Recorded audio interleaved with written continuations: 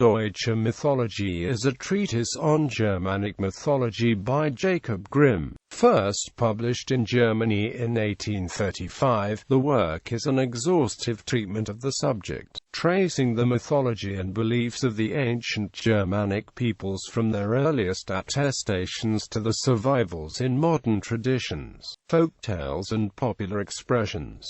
The structure of the Deutsche Mythologie is fairly encyclopaedic. The articles and chapters are discursive of philological, historical, folkloristic, and poetic aspects of the pre-Christian Germanic religions. The sources are varied epochally and geographically. In many instances, Grimm cites the North and West Germanic variants of a religious entity. Thus the entry on Thor is titled Donner, Thunder. Older Germanic words, particularly those concerning ritual, are often compared to Latin equivalents, as evident in the table of contents. The English translation by Stalibras is based on the 4th edition.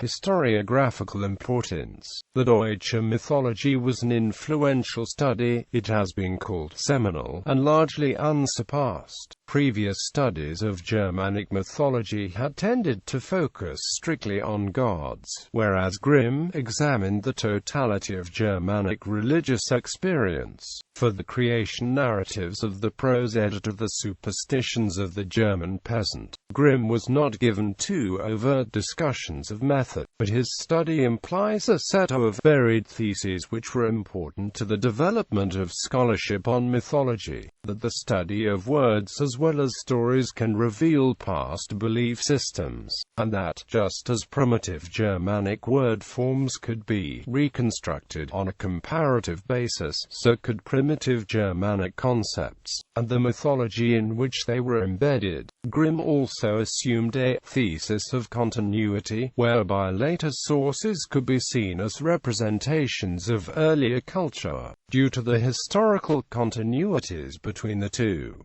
However, Grimm's mythological methods have also been criticized extensively. Unlike his linguistic methods for reconstructing past languages, they were unable to produce scientifically falsifiable results. His findings have been shown to have been shaped by his own political leanings. Some of his claims in the Deutsche Mythologie related to his views on the proper borders of a unified Germany and particularly the Schleswig-Holstein question. Others were shaped by his sometimes strident, anti-Catholic Protestant sentiments. The Deutsche Mythologie in fact implies a range of views on social questions. He wanted to find a mythology which would not challenge the social structures of his own day, or would even reinforce the social structures which Grimm would have liked to see. It would accordingly have an organized pantheon of gods not dissimilar to the classical pantheon. With a clear sense of hierarchy, it would contain an element of philosophical profundity. Centering on the concept of fate, there would be a healthy element of diversity in it, as shown by the eventually resolved rivalry of Asir and Vanir pantheons, and not too much sign of an organized priestly class. For Grimm was a Protestant. Gods and goddesses would also be respectably paired off, and the latter would have strong connections with the household virtues. A strong element of nature worship, especially of trees and groves, was also a desideratum. Additions. Göttingen, Dieterich, 1835. 2nd ed. 2 vols. Göttingen, Dietrich, 1844. 3rd ed. 2 vols. Göttingen, Dieterich, 1854. 4th ed. Curated by Elliot Hugo Meyer. Berlin, F. Dummeler, 1875–78. 3 vols. Folktales 1. Band Folktales 2. Band Folktales 3.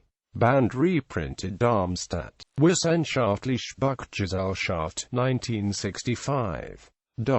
Translations. Grimm, Jacob. Teutonic Mythology. 1. James Stephen Stalibras, George Bell and Sons. Grimm, Teutonic Mythology. 2. Stalibras, Grimm, Teutonic Mythology. 3. Stalybras. Grimm. Teutonic Mythology. 4. Stalybras. Reprinted Dover Publications.